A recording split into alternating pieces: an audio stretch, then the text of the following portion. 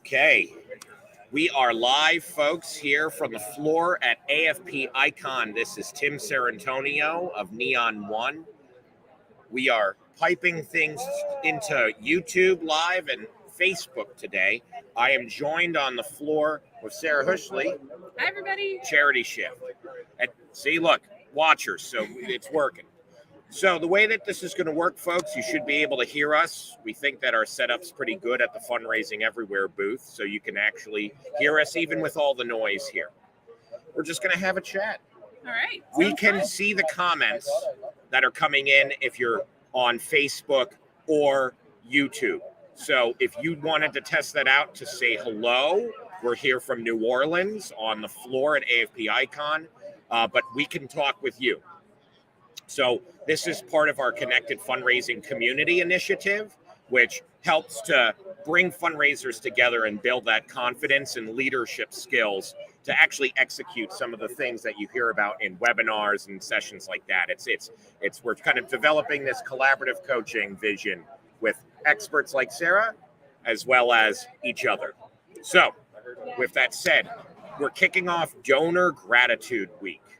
And Sara and I have been talking a little bit about this, but Sara, you know, we're at a conference. There's 3,600 people. We got, Simon actually said this is exciting. This is great. So we know the comments work. So we're at this big conference.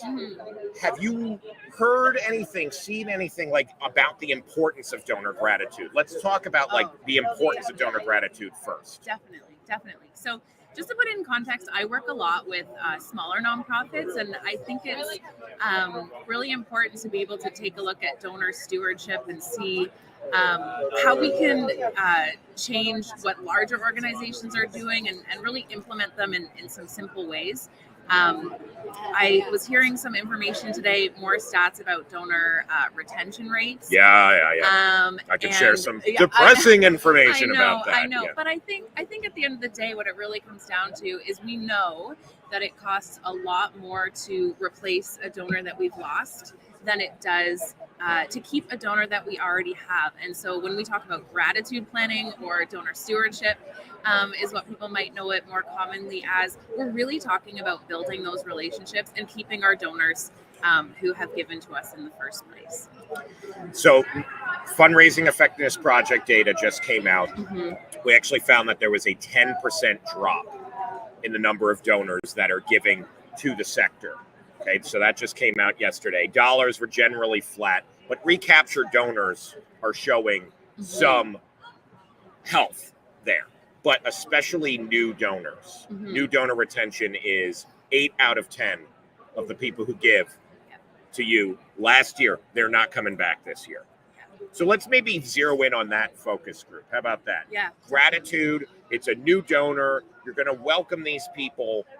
What are some ways that nonprofits, especially small to mid-sized nonprofits, can drill into on gratitude? Like, how can we make this meaningful but scalable? Yeah, absolutely. So I think a lot of what it comes down to is just making small shifts into what you're doing already. I know Tim and I talk a lot about philanthropic psychology and talking about donor motivation. And if we think back to why a donor gives in the first place, something has inspired that donor to take action. Something that is really personal to them, and they're deciding to take action. And if in response what they receive is some generic, Tim, on behalf of the board of directors, we'd like to thank you for your $10 gift that you gave us last month, signed from the CEO and president. Like, who cares, right? Versus, Tim, thank you for being the type of person who believes that every child in our community has the right to after-school care. And welcome to our community. We're so glad you're part of it, right? Like those are both auto thank yous that are easily sent out. You know, somebody makes a donation, they get an auto thank you, hopefully with their tax receipt. But those are the shifts, right? We're talking about you and the action you took versus you as a human being and recognizing that you're doing something because you felt inspired. So you used one of my favorite terms, but it might be even newer for some of the folks. And we were nerding out. We're trying to search for Professor Jen Shang to actually meet her because we both went through the philanthropic psychology course. We got a good half an hour to talk. So let's actually start. I want to unpack Yeah. even the idea of philanthropic psychology because it's so tightly connected to how you want to do stewardship.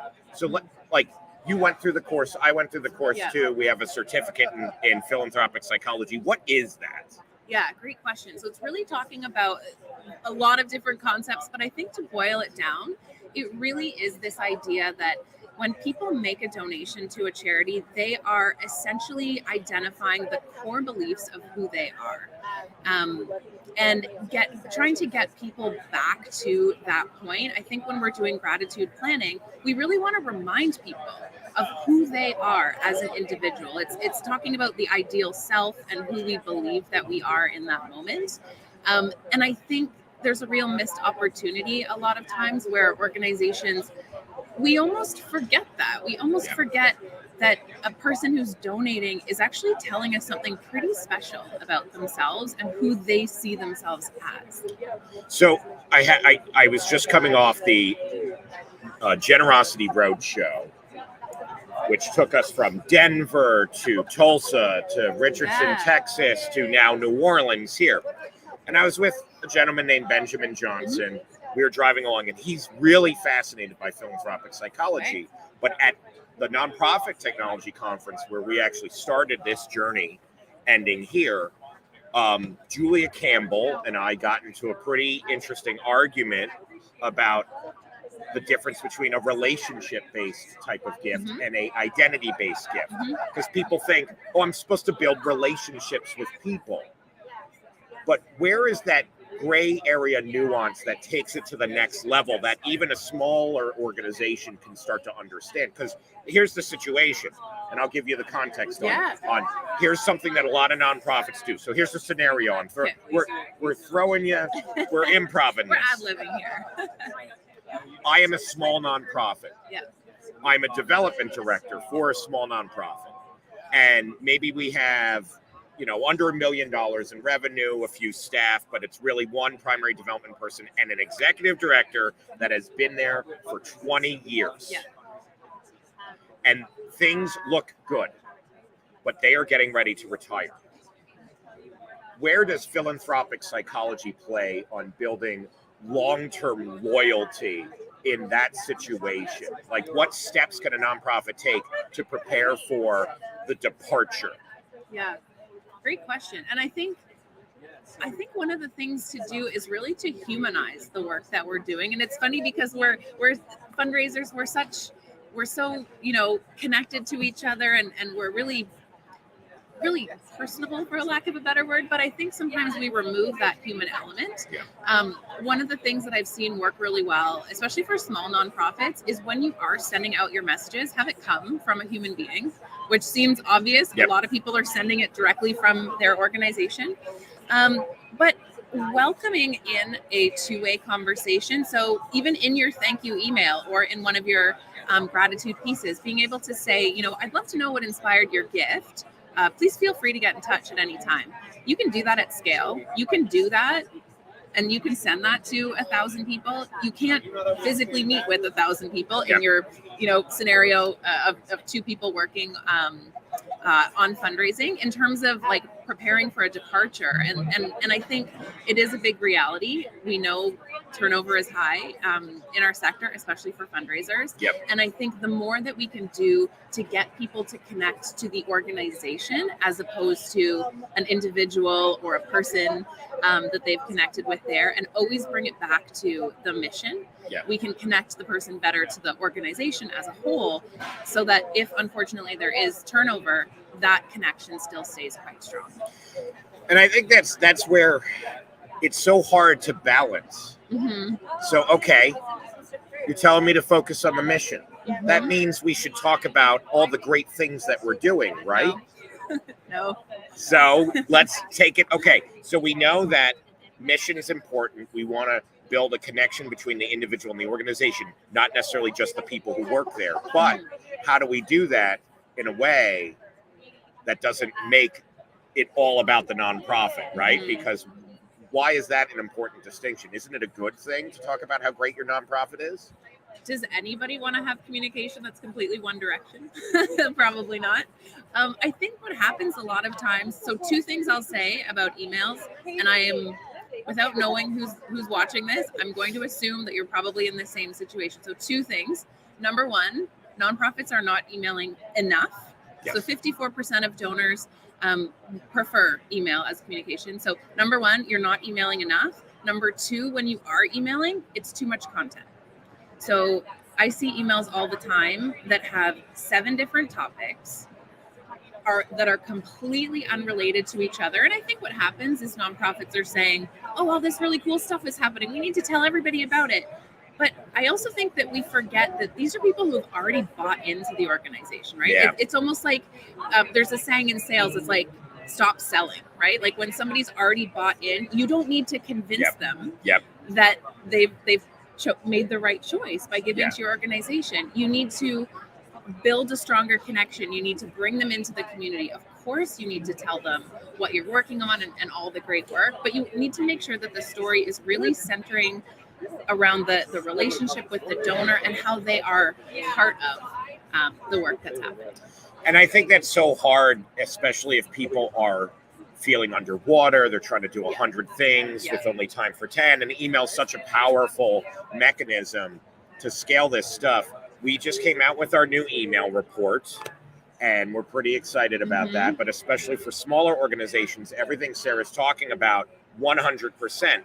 And we get into the tactical elements, but what we found is that small nonprofits are very effective at getting things to get people excited. Their engagement rate, click-through rate, 10.24% for small nonprofits. People want to hear from you. They care. Continue to give them reasons to care. So what are some of the things that you've been excited about that some of the people you're working for are exemplary examples of this? Basically? So one of the examples that I love is Christmas 2020. Life was hard at that time, right? I know. Let's not talk too much about that. But one of the clients that I had wrote an email to their entire database and basically said, and the start of it was, "How are you?" Period. No, really, how are you?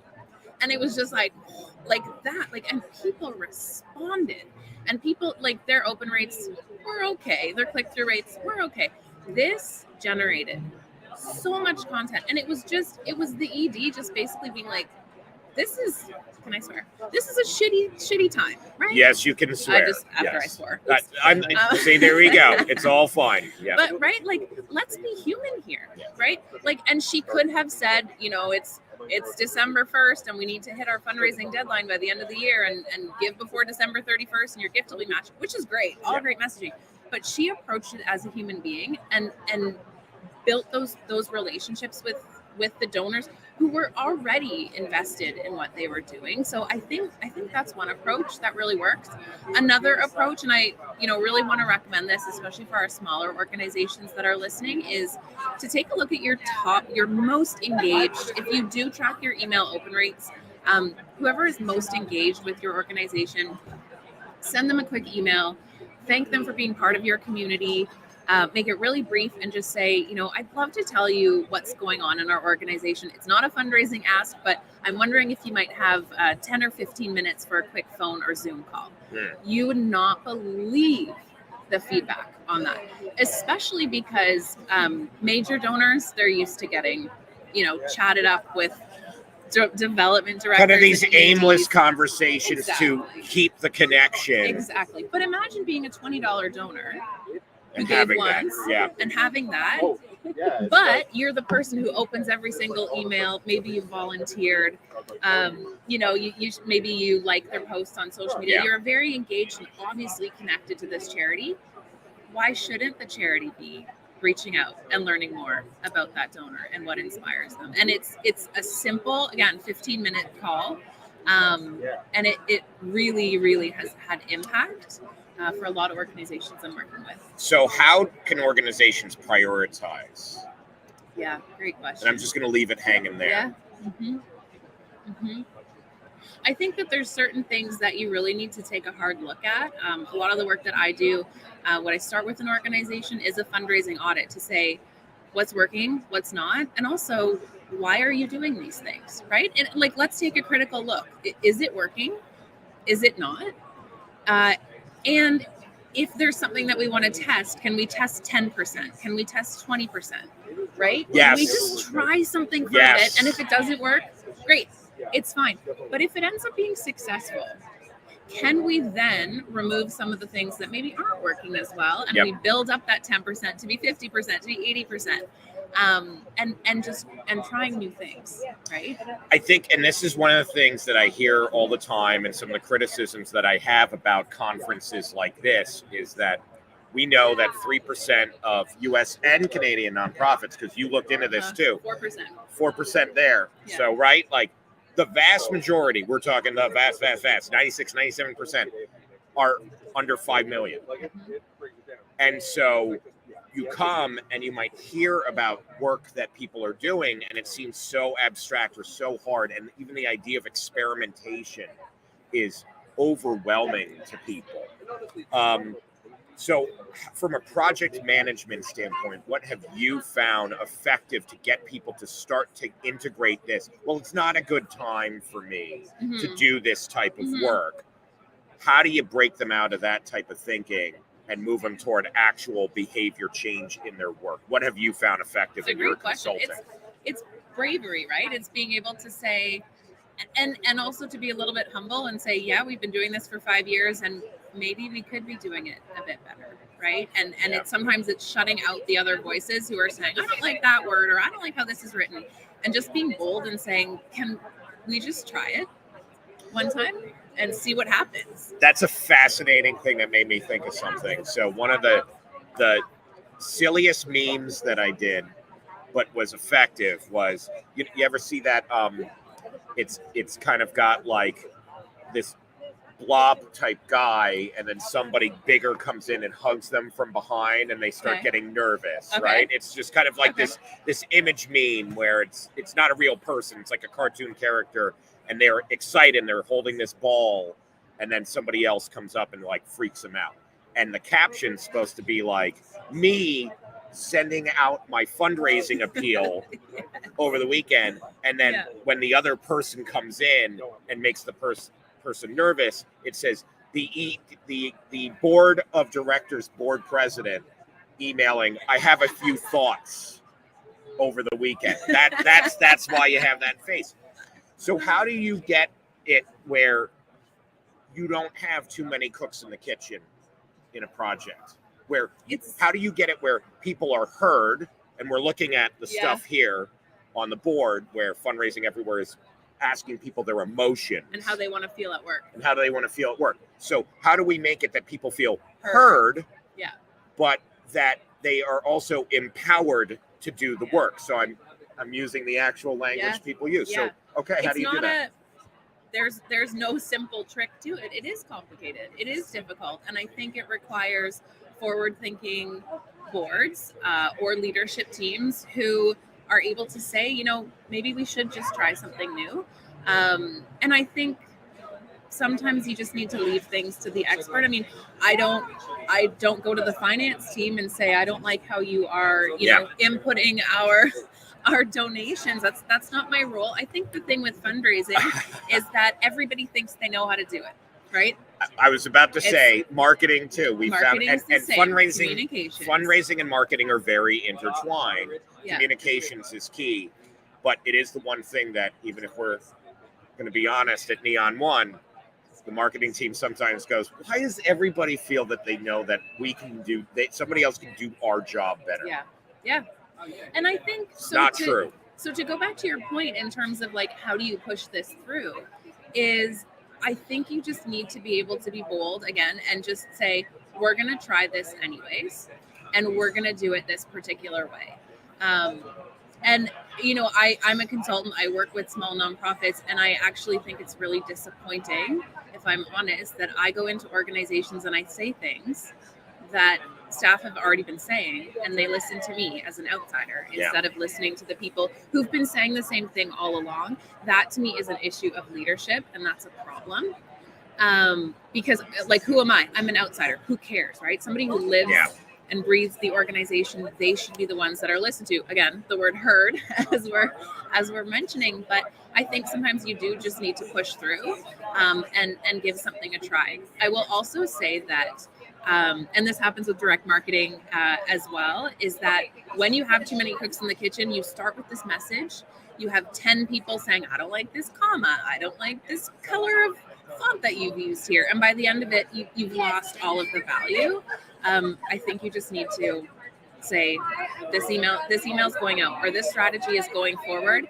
We're just going to try it. We're going to see what happens. I think the thing that's difficult with donor retention and gratitude planning and stewardship, this isn't stuff that we can calculate overnight. We can calculate it on a monthly basis, a quarterly basis, perhaps. But this isn't I'm going to take this action today, and next week we're going to see a massive increase in donations. It's not how it works. But this is building the relationships and building the structure that supports all of that and makes the organization grow. I don't know if he coined this term, but I'm going to attribute it to Rakesh Lakhani, who said, how do you measure the impact of a hug? I love that. I love that. Isn't that? But that's how we're thinking about this. Yeah.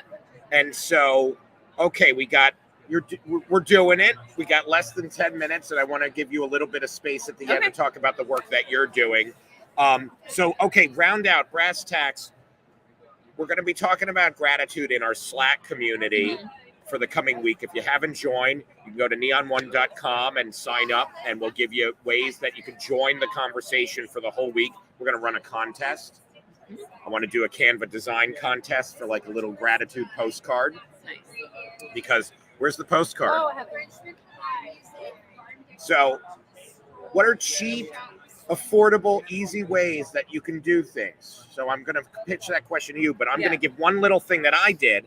So we did this nice little postcard, right? FedEx has templates. You can design this in Canva basically and follow the template. And this printed 500 of these for $50. Nice. Like, that's an amazing ROI for something simple that you can just kind of send. What are other little things that can have a big impact if you are strategic and tactical about it? Definitely. One of the things that I like to build into gratitude planning is what I call like a freebie, or like a valuable freebie, really. So as an example, I was working with an environmental organization that had programming for kids. So last summer, we sent them all a PDF that was like all the best hikes in the city to take your kids on. Oh, that's cool. That's a good one. I know an organization also in the summer did a pet safety guide for the summertime. So making sure that your pets are, well hydrated, they're not outside when it's too hot, that sort of thing. So instead of just saying, hey, here's our organization, look at all the great things that we're doing, it's like, you're part of our community and you obviously care about what we're doing. And we thought you might like to have this. There's no ask, there's no reciprocal, we did this, so give us this. It's just like hey, Tim, you care about this organization, and here's a thing that we thought you might value. And I think that that's an important distinction to make, because a lot of times people think, especially if they have a harder to talk about mission. Yeah. What do I do? It's like, well, of course the cat people can show pictures of cats, but I'm helping. Women who are trying to get out of a bad situation, that type of like women's shelter. Yeah. They sometimes feel or don't think it's appropriate, or it's not appropriate to do like fun things for gratitude. Yeah. So how do you navigate that with the thornier missions of life? And I think it needs to be creative. I've seen some really cool stuff where they're mailing out, not like a postcard, but kind of like an interestingly shaped piece of paper that has little flower seeds inside. So something like that, right? It's like you're helping a family like rebuild their life, right? And it's this really nice messaging in between, like, you're going to see these flowers bloom as you're helping these people like blossom into the next. I mean, I'm getting a little bit corny here, but you know what I mean, right? Where it's kind of like, yes, to your point, like there isn't a fun, cutesy little thing in that kind of scenario, but what can we build in that still is representative of what's happening that makes people feel good, right? So every time that they're going to be seeing that those flowers, they're going to remember, oh yeah, I'm part of this community and this is what I really care about. Just checking our Slack channel just to see if anybody threw anything out. So, we have just a few minutes. So what I'd love to also do is thank our unofficial sponsors for our happy hour here, Athletic Brewing. Athletic Brewing is a fantastic non-alcoholic beer company. They've made a lot of great things. And oh, hey, come on, look, come here. We're in a live stream. Come say hello. So don't hijack, but we got Mallory Erickson here, we got Woodrow here, and we're coming in live from the Fundraising Everywhere booth. So this is the fun part about being in person. But all these amazing people, but it's always powerful to know you can connect with people digitally too. So Sarah, round us out, close us out here. How can people connect with you? Yeah, definitely. I love talking about donor stewardship, gratitude planning. So always happy to hear from people. My website is called CharityShift.ca. So CharityShift.ca. You can email me, Sara@CharityShift.ca, and I'm also quite active on LinkedIn. So I really love chatting with people. So feel free to book in a call.